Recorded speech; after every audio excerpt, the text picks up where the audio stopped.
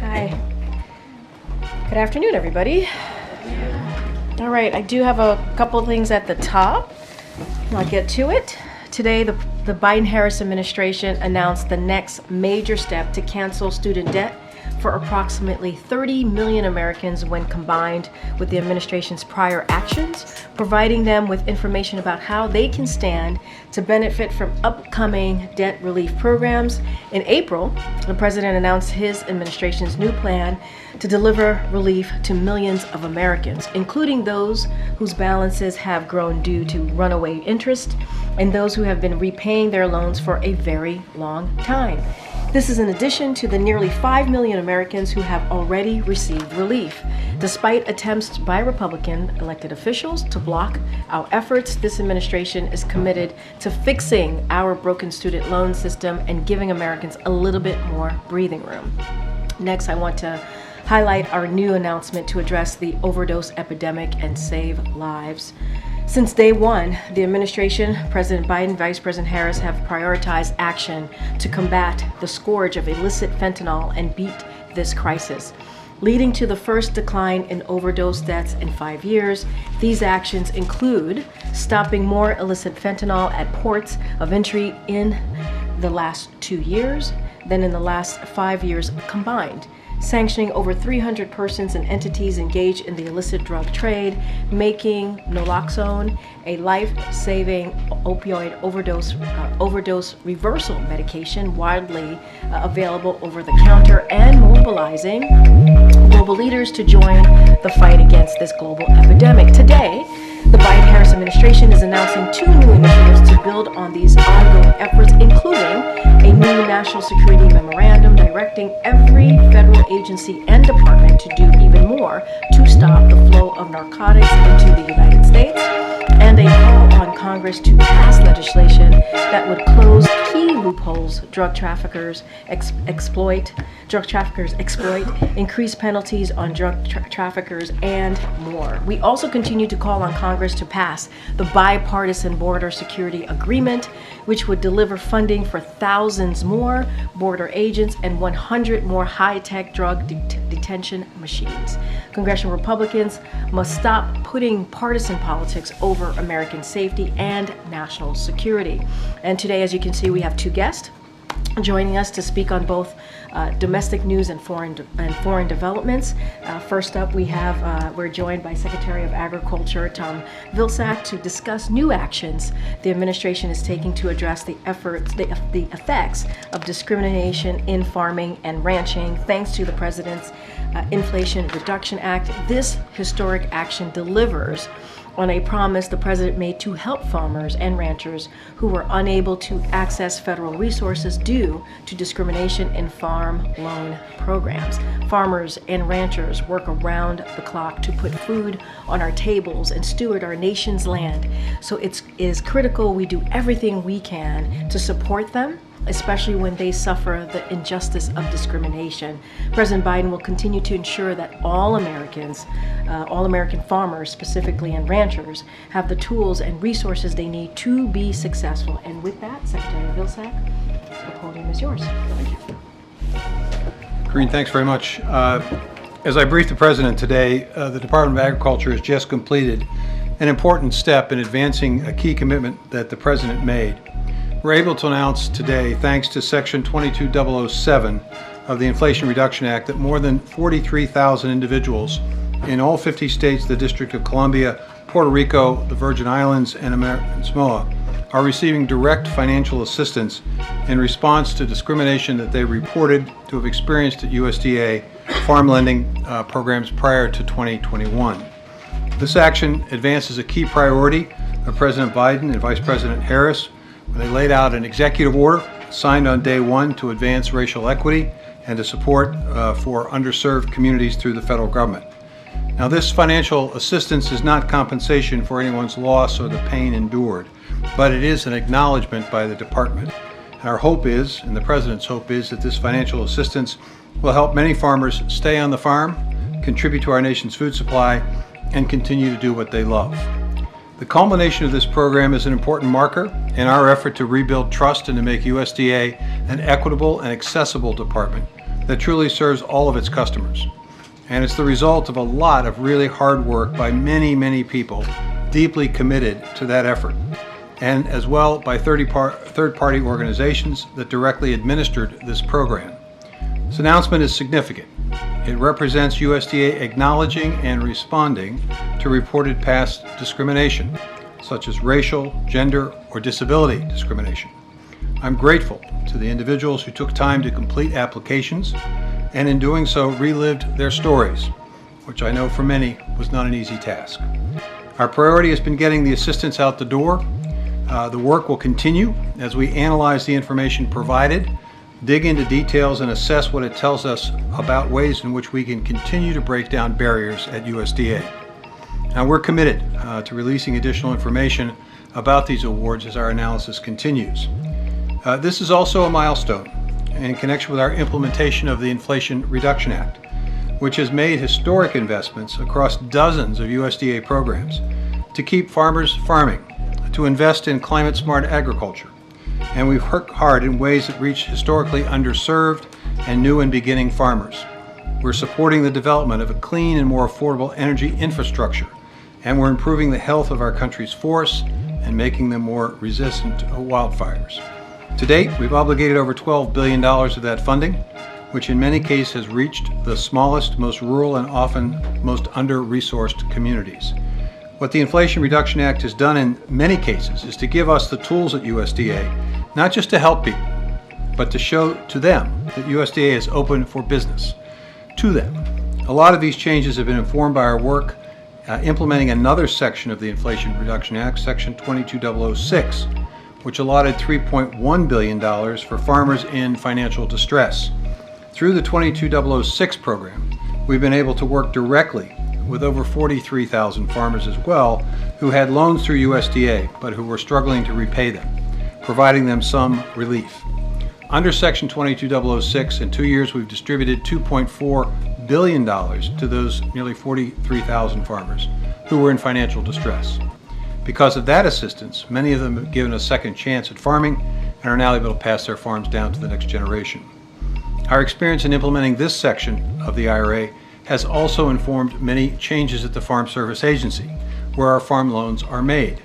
Changes at FSA under this administration have included, but not necessarily been limited to, diversifying the agency leadership and county committee membership, the ability to apply for farm loans and make loan payments online, which is new this year, a streamlined and shortened paperwork requirement, and new processes that have reduced the need for human discretion in loan decision making. While the discrimination payments of nearly $2 billion today are a look at the past, what all of this broader work boils down to is learning from that past so we can create a better future. One where everyone who wants to participate in farming and agriculture has a fair shot of doing so and continuing to do so, and that all of America's communities, regardless of how rural or remote they may be, are getting the investments they need to thrive.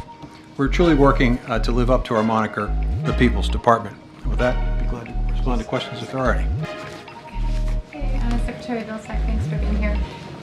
About a month ago, the USDA released a sort of comment period on climate-friendly assessment of climate-friendly policies.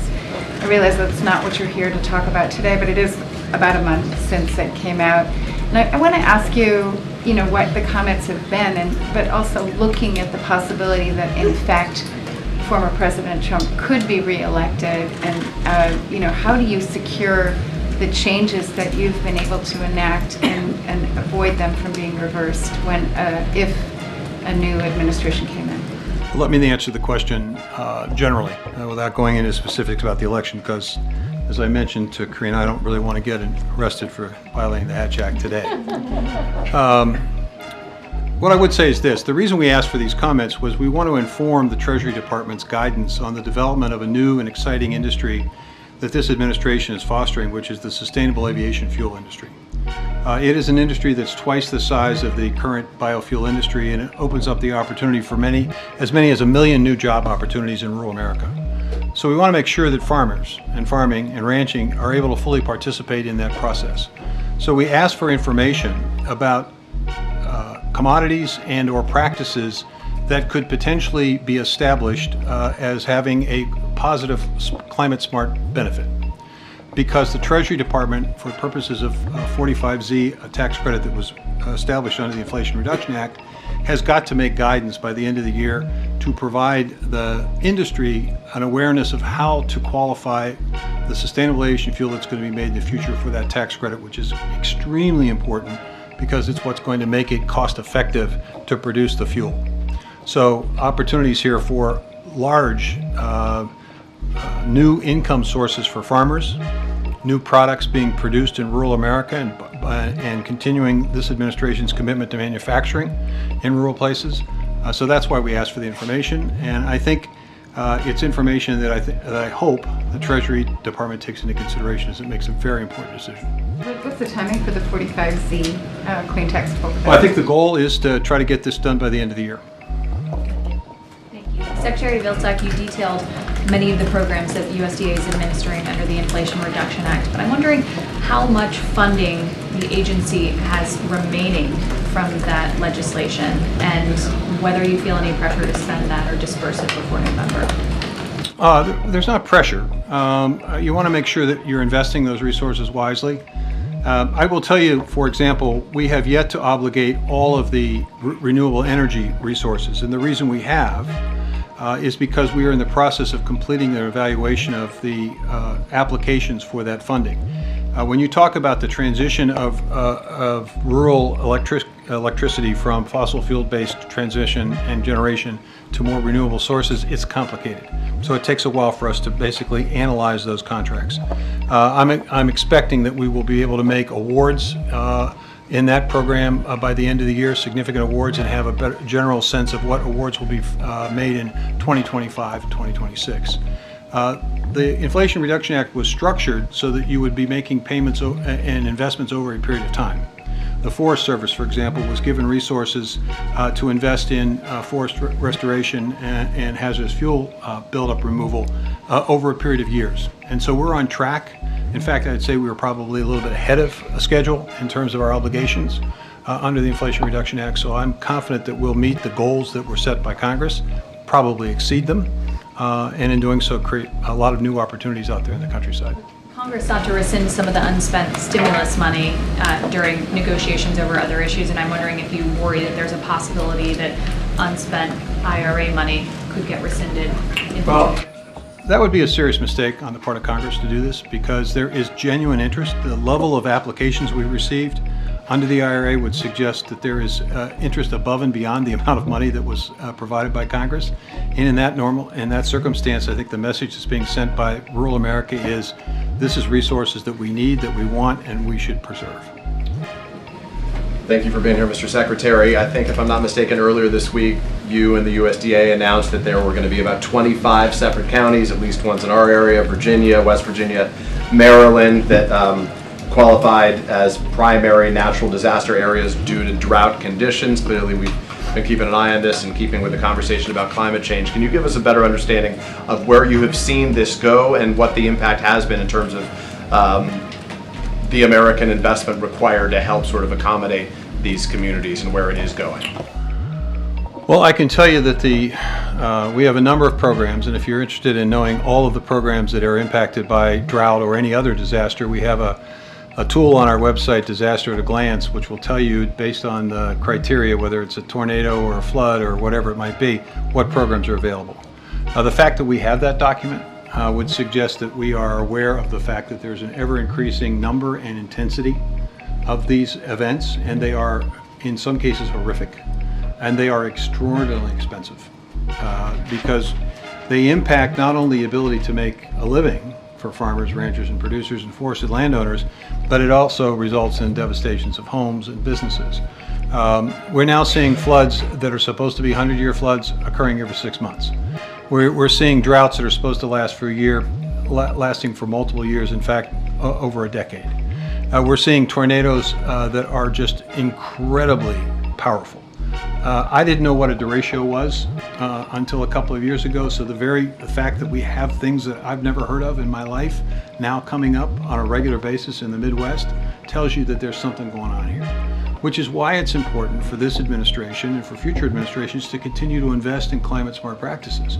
Frankly, it isn't just about dealing with the climate issue, it's about creating a whole new American economy that creates new job opportunities and, as the president likes to talk about, rebuilding that middle class.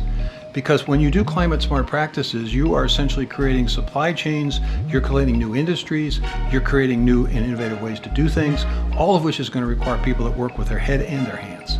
So whether you're concerned about climate or whether you want to build an American economy that's stronger, you got to continue to invest in these practices. And I think fortunately we have the tools through the Inflation Reduction Act and the infrastructure law and the American Rescue Plan to do a lot of that work right now. Thank you so much, Mr. Secretary. Thank you for your time.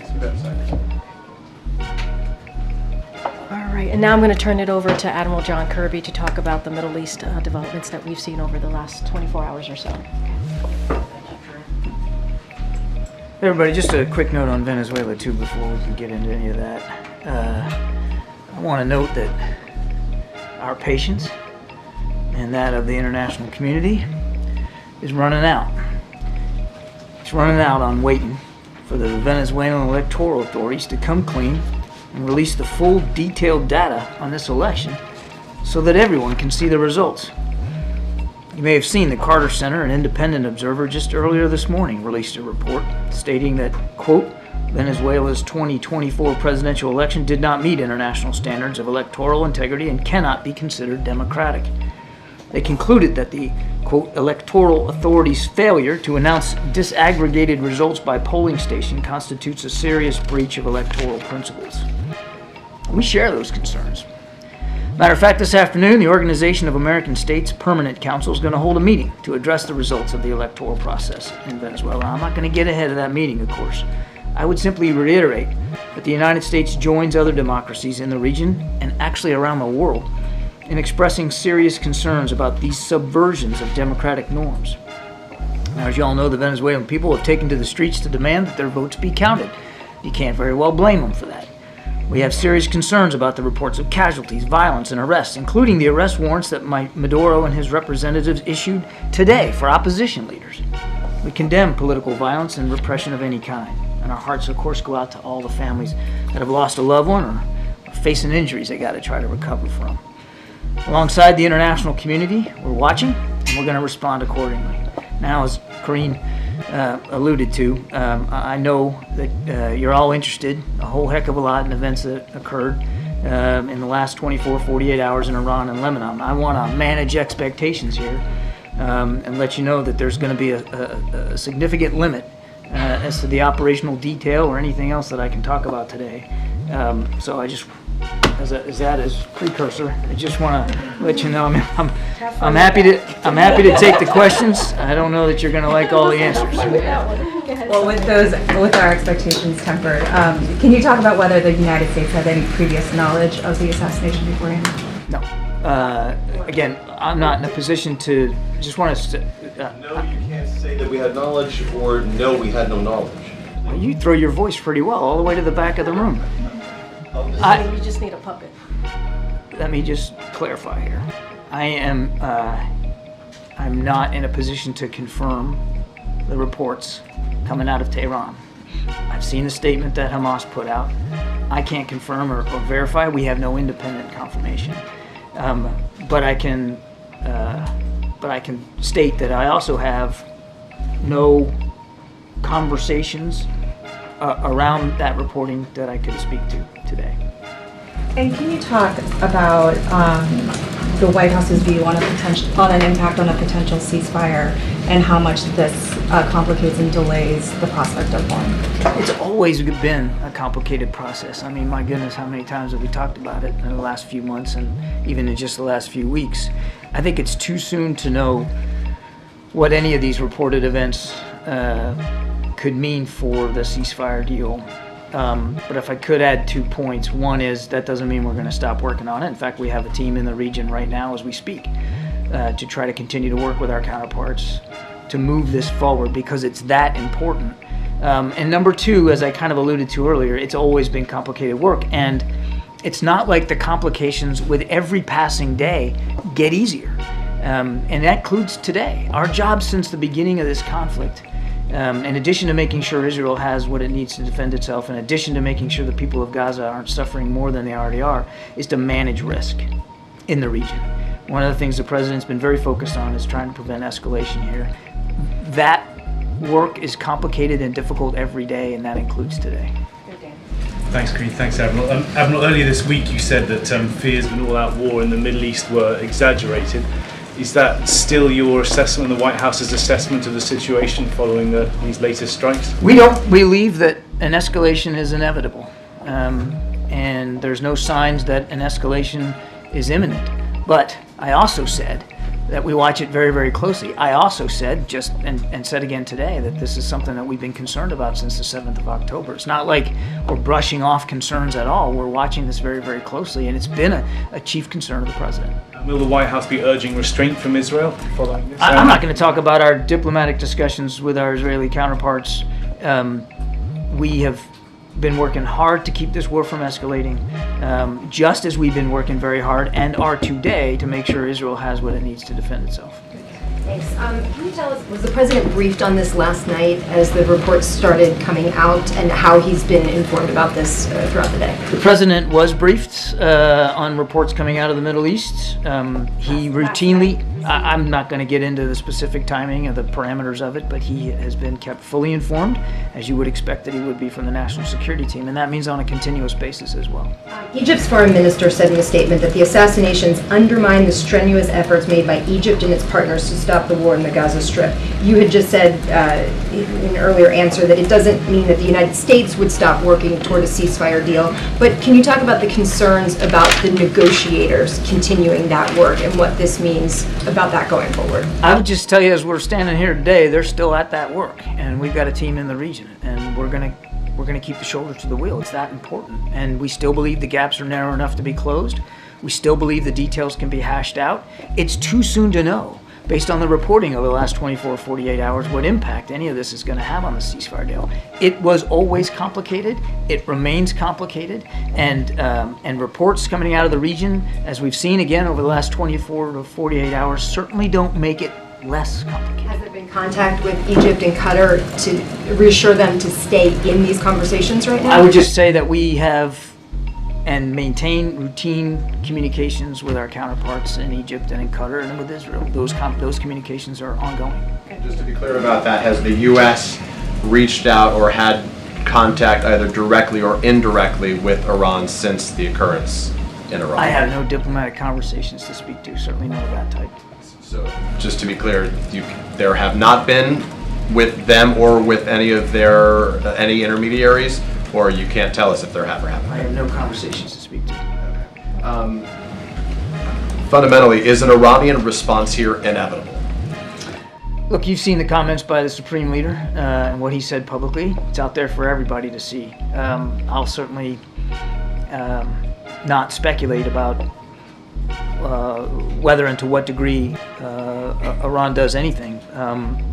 What I can tell you is we have and will maintain a level of readiness to preserve our national security interest in the region. It's not like we take a blind eye to what Iran is capable of doing and has shown their capability of doing in the region.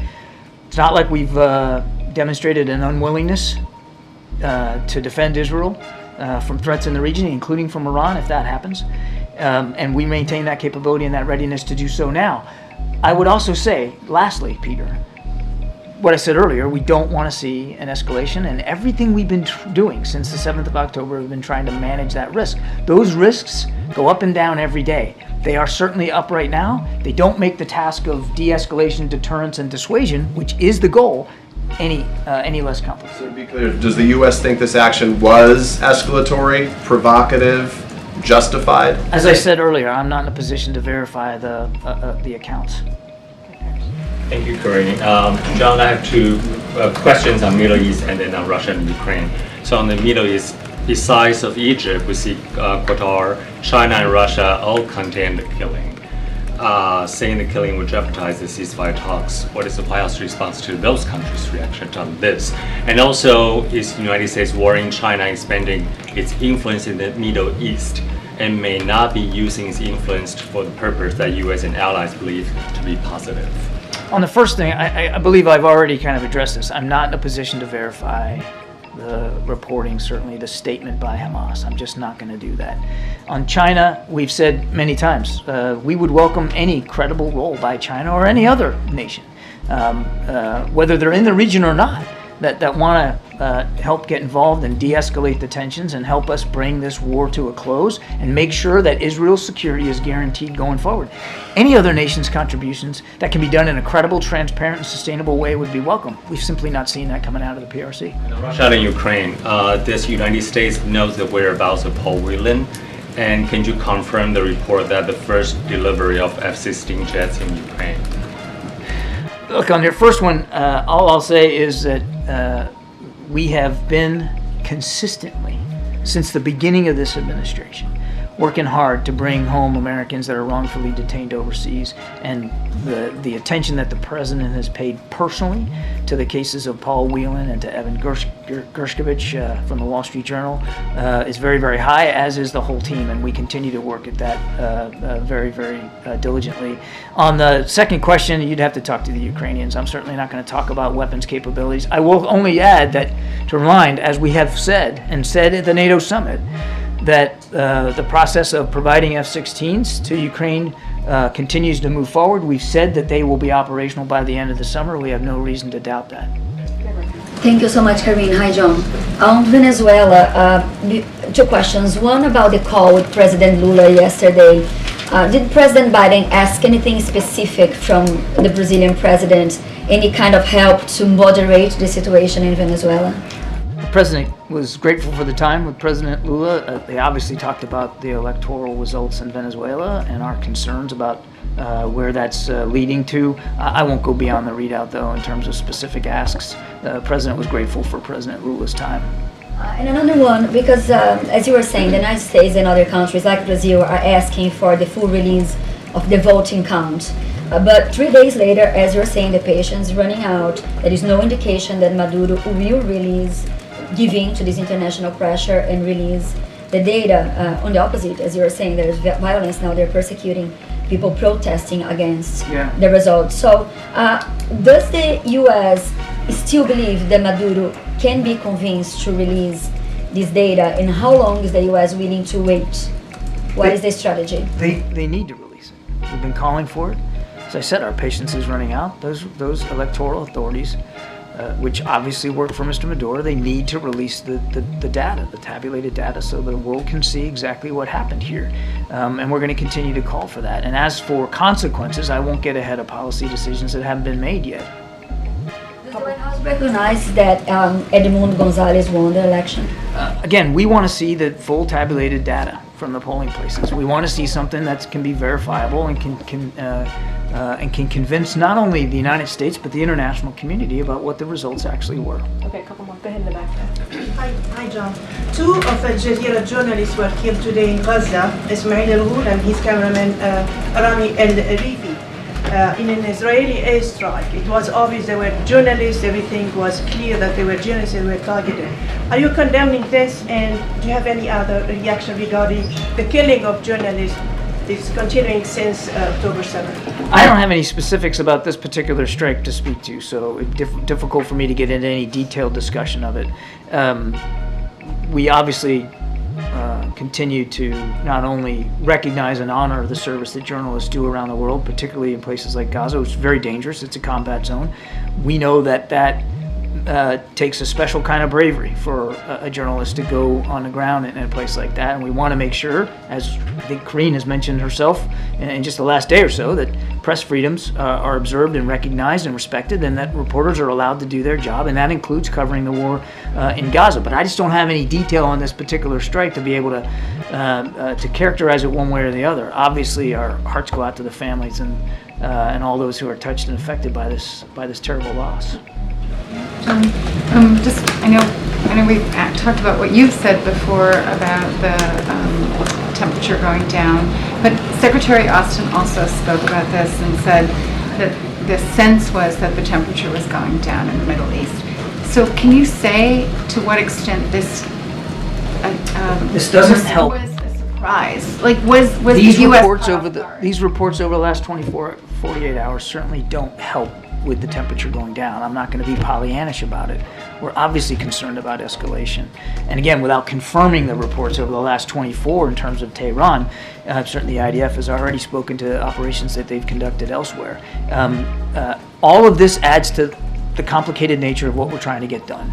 And what we're trying to get done is a ceasefire deal that can get you 6 weeks in phase one, get a lot of hostages, the most at risk, out of there and home with their families, and get some more humanitarian assistance in there. I know I keep coming back to that, but it's important that we do keep coming back to that, because that's what we're really trying to drive at. And if we can get to phase one, by God, we can maybe get to phase two. And if you can get to phase two, maybe you can get a cessation of hostilities.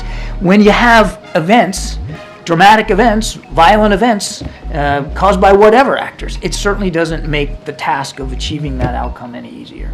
But, you know, who is Israel supposed to negotiate with if the leader of Hamas is dead? Again, I can't confirm the reports coming out of Tehran or Hamas's statements. We still believe there's a viable process. We still believe there's interested counterparts. And we still believe that there are meetings and discussions to be had. We wouldn't have a team over there right now if we didn't believe that it was possible to try to gather together and push this forward. Okay. Thank you. Follow up on her question. What is the U.S. strategy for Venezuela if Maduro still be considered a winner? Is the U.S. planning to impose more sanctions, or what is It's a terrific hypothetical question that I'm not going to answer.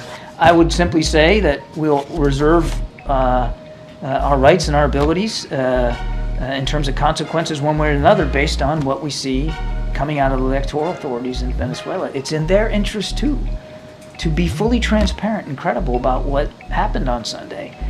So we'll see where this goes. if he considered to be the winner, what the U.S. planning to do? Let's see the results. Let's see the results. Good, Andrew, and then John. Two questions for you. You said there's a team in the region from the U.S. You've said there are interested counterparts to speak to. Who are they, and why would they show up to these talks, given that the guy who was heading the talks for Hamas is now dead? What reason do they have to poke their heads up above ground? And then I have a second one. As I also said, it's too soon to know what these reports are going to mean for the ceasefire deal. What we do know is we have a team in the region. What we do know is we want to keep having these conversations, and we believe they're still worth having. We also haven't seen any indications at 2:07 on Wednesday afternoon here, the 31st of July, that the process has been completely torpedoed and it ain't worth pursuing. So we're going to keep pursuing it.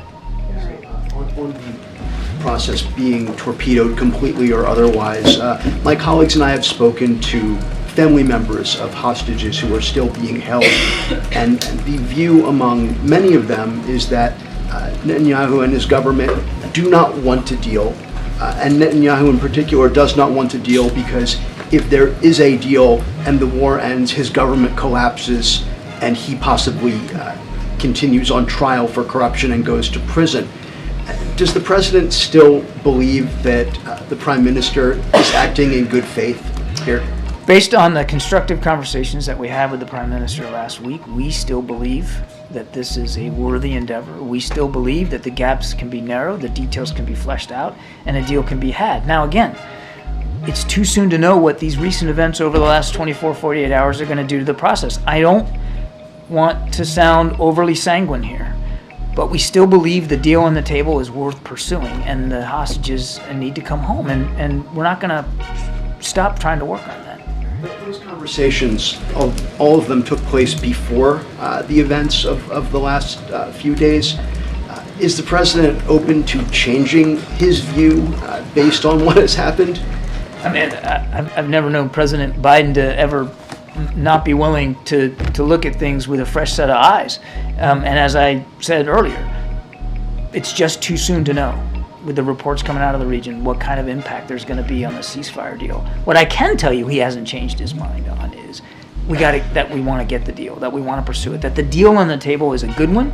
Both sides ought to accept it. They ought to sit down in earnest and hash through these details that have to be fleshed out and close the gaps that we believe can be closed, and let's move forward. Let's get phase one in place. He hasn't changed his mind on that, not at all.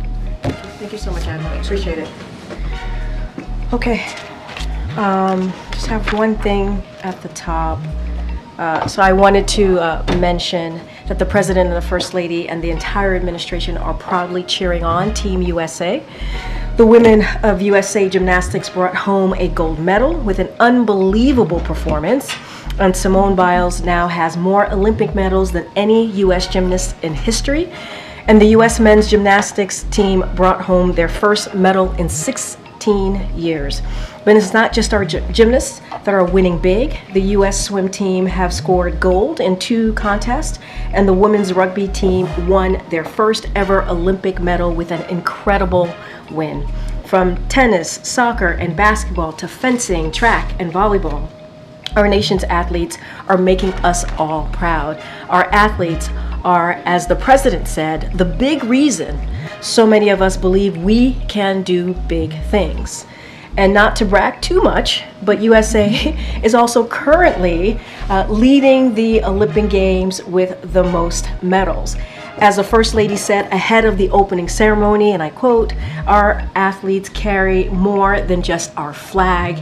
They carry our nation's heart and our hopes with them too." So we wish the team, the Team USA, all of them, good luck as they continue to make us proud. We are especially excited to see the women's soccer team and the men's basketball team in action today. I'm wearing my Olympic Team USA gear, so go Team USA. But we wanted to lift them up from the briefing room today. Hopefully you guys didn't mind. Go ahead, I know you typically don't discuss the lunches between the president and the vice president, but since we're kind of in a unique time, do you have any sort of details or color or what the president planned to talk about with her? So again, I just want to be, you're right, we are in a different time, and I get the question, always are very respectful of the president and the vice president's private conversations, and obviously they do regularly meet. Whether it's for a lunch or meetings about the national security, and they do that regularly, whether even White House events and just much more.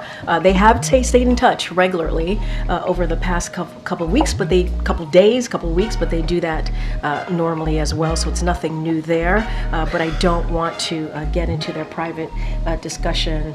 As you know, the president is incredibly proud of the vice president and what she has been able to accomplish, their partnership together, and is going to continue to support her. And I know you've said that we would continue to see President Biden at work on the job, but he's had a lot of things on his calendar just today that were all close press. Some of them seem like things we would have seen at least at the top of the meeting. So is that going to be the standard operating procedure going forward? No, it's not. I can tell you right now, you could expect to see from him and hear him tomorrow, the president, or later this week, I should say, to be more specific, but tomorrow's already Thursday. But you'll hear from him later this week. I promise you that. Look, every event we assess it differently as it relates to press access. To Secretary Vilsack, we brought him to the podium because we wanted to make sure you heard directly from him on their conversation. They met obviously this morning to talk about this new announcement as it relates to the Inflation Reduction Act, and he's going to continue to get briefings all day. I talked about the fentanyl announcement, but it will not be the norm. It will not. You will hear from the president later this week, and he definitely wants to continue to make sure you have access. He had a little bit of a press conference, if you will, at 1:15 in the morning the other day, and so he certainly wants to continue to take your questions and see all of you, and so that's not going to stop. What is the event later this week? So I don't have anything to share at this time, but certainly we will, as you all know, when we lock things in, we certainly will share that. But you will see and hear from him for sure later this week. And this is your first time in the front row. Hi. I appreciate it. Thanks for letting me welcome. Yeah, Hi, good to see you. Good to see you.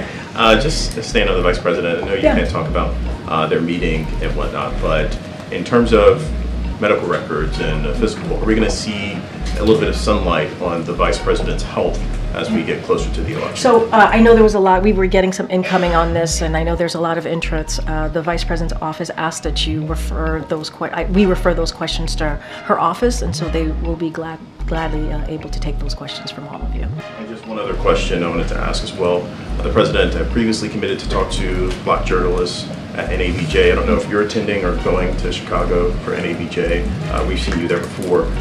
He's no longer a candidate, and there's some back and forth between the Harris campaign and NABJ, Yeah. but does the President have a message for those Black journalists there at the conference? So April Ryan asked me a question about this yesterday, and look, when it comes to Black journalists, we want to make sure, and obviously in all Americans, including Black journalists, that we have an opportunity, and obviously talking to Black journalists is obviously talking to the community, and so it's important that we do interviews as we've normally done with Black-owned publications, and we have done that from the President to the Vice President to myself to other senior members of his team, because we understand how important to have that kind of entry point into the community, and so that is something that we have been very proud of doing the past 3.5 years, and we will certainly continue to do that. As it relates to NABJ, that it was a campaign decision, so I would have to obviously refer you to the campaign.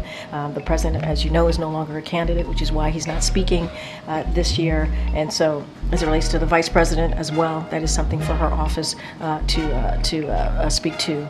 But it is important for us to speak to, whether it's a radio host, a TV host, or a newspaper reporter. We do that on a regular, and it is something that we have been proud to do, because we believe that we have been able to deliver for the community, all communities, whether it's the economy, healthcare, issues that they really truly care about, and so we're going to continue to do that certainly for the next 6 months.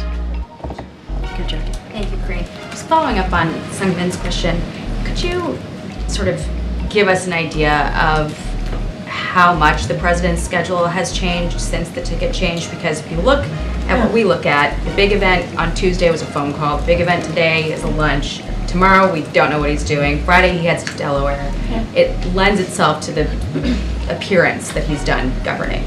No, he's not done governing at all. I think that appearance would be false. It would be a misled appearance. I understand the question. What I will say, we were in Austin on Monday. We were obviously in Texas. We went to Austin, went to Houston. He went to pay his respect to the late Congresswoman. He went to Austin to make a very important announcement, as we went back and forth on this yesterday on SCOTUS reform, which is something that majority of Americans want to see. We got back. We landed on Marine One on the South Lawn at 1 o'clock in the morning, took some questions. That was something that he wanted to do. Took a couple of questions from press. We were out for about 12 hours. He continues to meet with his team today, and as I said, you will see him later this week. You will hear from him directly later this week. And I think, again, I'm going to throw Matt Visor here into the conversation. We are recalibrating. I mean, that is very true. I mean, there is a change in just him stepping down for re-election. He's still very much the president, and we're trying to figure out what the next 6 months are going to look like. But we are committed. The president is steadfast on continuing to build on the unprecedented record that he has had with the vice president over the last 3.5 years. That doesn't change, but just give us a beat, and we certainly will be out there. And the president does want to continue to speak directly to the American people. You will see him. We heard from him, for instance, on the news unfolding in the Middle East. We heard from Secretary Blinken, we heard from Secretary Austin, we heard from the Vice President. It would be something that ordinarily we would expect to hear. Stay tuned. I just said that you're going to hear from the president later this week. And look, I think when it comes to the Middle East, when it comes to foreign policy more broadly, this is a president that has a record to stand on when it relates to making sure we're putting the national security of the American people first. This is something that he's done, making sure that we re-engage with our allies and also our partners. We saw what happened in the La Paz administration. The president had to fix those relationships, and he did that in the last 3.5 years. When you think about reinvigorating NATO, you think about how the people of Ukraine has what it needs now to defend itself against Russia's aggression, so they can fight for their democracy and freedom. This is a president that has a long list of foreign policy accomplishments that he's incredibly proud of. And when it comes to the Middle East, the president has been incredibly engaged. engage. From certainly from day one of what we have been seeing the developments there over the past just under a year, but he's going to continue to do that. You're going to continue to hear from him, and that will not change. Karen. So on the potential comment from the president on the Middle East, can you say anything more about what the venue would be? And then I'm just... Well, I just said you'll continue to hear from him, and I said you'll see him certainly later this week. That's what I can speak to. So next week, Vice President Harris is going to Detroit. The UAW has just endorsed her ahead of a rally that'll be taking place in Detroit. The administration began work on an Islamophobia strategy last year. Do you have any kind of an update for us on what's going on with that? Like, when are we seeing results? This, next week might be a good opportunity to sort of give an update on that, especially since Vice President Harris will be speaking then, in a community where there are a lot of Muslims and a lot of people who've been very concerned, particularly about Gaza. So that I have to be careful on that because it's a campaign event, so I can't speak to what exactly she's going to be doing. You just mentioned the endorsement, so that's certainly for the campaign to speak to. But as you asked me about the strategy that we have put forward, look. The strategy that we've put forward on anti-Semitism, anti-Islamophobia is the first of its kind. We are taking that incredibly seriously, and we wanted to put together an all-of-government effort to make sure that to make sure that Americans here feel safe, and to know that this administration is certainly taking awareness and doing everything that we can from an all-government approach to deal with this, whether it's through the Department of Education, Homeland Security, and Department of Justice. This is an issue that is incredibly important, and we are going to continue to condemn any type of hatred against any community. That is something that we believe that there's no place in this nation for any type of violence, and so the president continues to be steadfast on this, continue to speak on this. I don't have an update on any of this at this time, but we have throughout the past year or so announced new actions. We'll certainly continue to do that, but as for today or even next week, don't have anything specifically to point out to you. I just want to follow up on that. The president has met, obviously, with various people who are interested in this issue and the unfolding violence in the Middle East. With the escalation that we've seen, with the concerns about an all-out war rising now, the risks that John just outlined too, is the president intending to carry out any further outreach, or is the White House planning further outreach to affected communities? So we are in regular touch. We have, as you know, we have the White House Office of Public Engagement, Intergovernmental Affairs here, and they are in regular touch with communities out there. And we understand that communities are fearful. They're feeling some pain here, and we get that. And that's why, as an administration, we're trying to address the rise of reported anti-Semitism, the rise of reported and what we have seen Islamophobic incidents. And we're talking about, sadly, at schools, right? We're talking about at college campuses and in communities. And so this is something that we take very seriously. As you know, not too long ago, we did make some new announcements on actions that we were taking here in the administration. And so we're going to continue to work towards that. And to your question, we are in regular touch with communities, hearing them out, hearing also how can we be helpful, anything that they want to share with us that would be helpful to us, and how we continue to provide assistance and come up with actions that's going to be helpful to them. I mean, we've announced more than 100 new actions in the past year to deal with this type of hate, and so we're taking this very seriously, and it's an all-of-government approach here. Thank you, Kareem. You said that with each event the president does, there's a discussion about whether to open it up to press and in what way. I'm just wondering if you could elaborate a little bit on the rationale behind not showing the president on 2 days where the vice president now has public events of her own. Is there a desire to not have the president out there publicly while she's campaigning? campaigning? I mean, look, I'm not gonna get into I'm not gonna get into the campaign specifics here.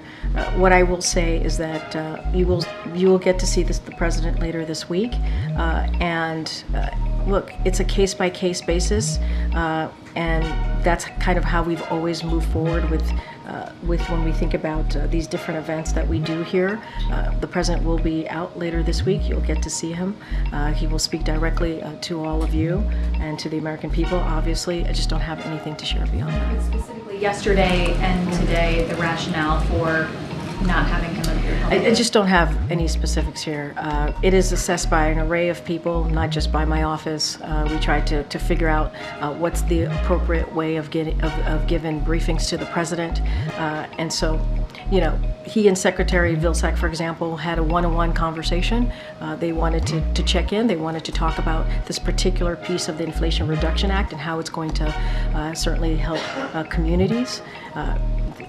Obviously black farmers in this regard, and so that was part of the conversation, but I just don't have anything else specifically. We will see the president later this week. You saw the president, he was out for 12 hours on Monday, spoke to all of you, took a couple of questions, and you'll certainly continue to see that. In that 1:15 a.m.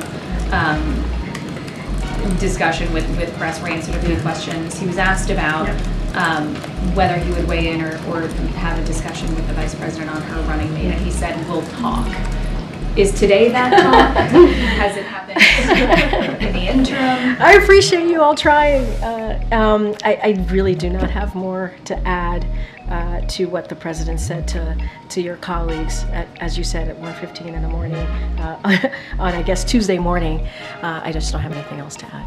That is obviously, when it comes to that particular decision, that's something for her to make, and we trust that she will make that decision for what works for the American people. Go ahead, Mike. Yeah, thanks, Corinne. Oh, no. No, Joey. Joey. You've never called me Michael before. I know, it's been a while. It's been a while. It's all right. Hey, what's President Biden's reaction been so far on the strong initial enthusiasm the Democratic voters are showing for Kamala Harris's candidacy? She had a rally in Atlanta last night with over 10,000 people, raised more than $200 million a week, has improved on polling in battleground states from where Biden was. Does the president feel reassured about his decision to drop out of the election by what he's seen so far from Harris? I'm going to ask you, wouldn't you be reassured?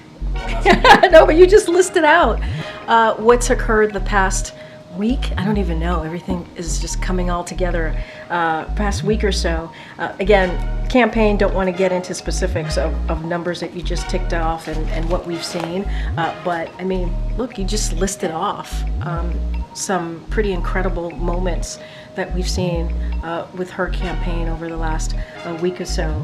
And so, look, I think at the end of the day, what I can say, and I've said this before and I'll repeat it, is the president is incredibly proud of the Vice President Kamala Harris, and he has said that the reason why he chose her, the reason why he picked her to be his Vice President back in 2020, almost 4 years ago, is because he believes she could lead on day one. And that we have to remember who the Vice President is. She's been Vice President for almost 3.5 years. She's helped be a partner in really big decisions that we've had to make here, whether it's domestic or foreign policy. She was a senator, she was an attorney general. She is incredibly qualified, and he could not think of anybody else who could have done this job, that he could have made this decision to take over the campaign, obviously. And so he's very proud of her, and I will just leave it there. And so he does feel reassured by that decision? I mean, he's proud of his decision. He's proud of his decision. And you just listed out a long list of reasons of why. Okay, Peter. If I can ask you about something that's happening at the NABJ right now, Donald Trump is speaking to some of the reporters who were assembled there, and right out of the gates there was what can best be described as a contentious exchange where the former president said, I'm asking this through the lens of someone who represents the president, vice president, not someone who has to speak as a campaign question. He says of Kamala Harris, the vice president, she was always of Indian heritage and she was only promoting Indian heritage. I didn't know she was black until a number of years ago, and she happened to turn black, he said, and now she wants to be known as black, so I didn't know, is she Indian or is she black? Wow. She has always This is unclear. I respect either one, but she obviously doesn't because she was Indian all the way, and then all of a sudden she made a turn and she went black. Your response to those comments? He is a candidate, so I'm going to be super careful. Wait, no, hold on. I have more to say. I certainly have more to say. As a person of color, as a black woman who is in this position that is standing before you at this podium behind this lectern, what he just said, what you just read out to me, is repulsive, it's insulting, and no one has any right to tell someone who they are, how they identify. That is no one's right. It is someone's own decisions. I'll add this. Only she can speak to her experience. Only she can speak to what it's like. She's the only person that can do that. And I think it's insulting for anybody. It doesn't matter if it's a former leader, a former president. It is insulting. And we have to she is the Vice President of the United States, Kamala Harris. We have to put some respect on her name, period. Thank you. Oh, my goodness. Go ahead, John, all the way in the back.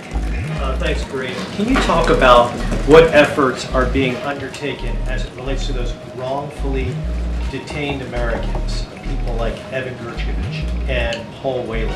Are there renewed efforts in terms of trying to win their release right now? So I'm going to just repeat a little bit of what my colleague said just moments ago, the Admiral. And look, what he said was spot on, which is this is a president that has made it a priority to get home wrongfully detained Americans back to their families, back to their loved ones.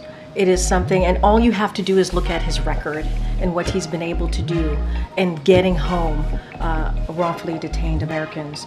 And so he's committed to that. He will continue to be committed to that through the next several months, next 6 months.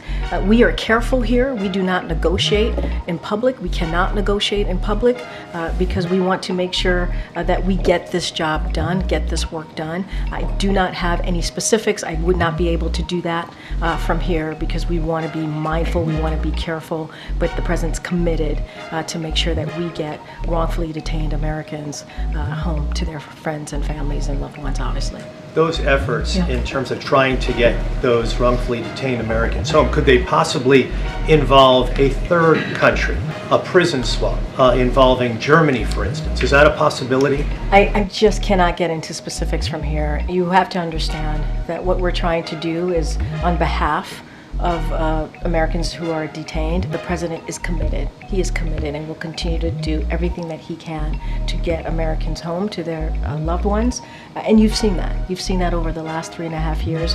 I'm not going to get into specifics. I'm not going to get into details. I can't confirm anything from here or lay out. What we're going to do is continue to do the work.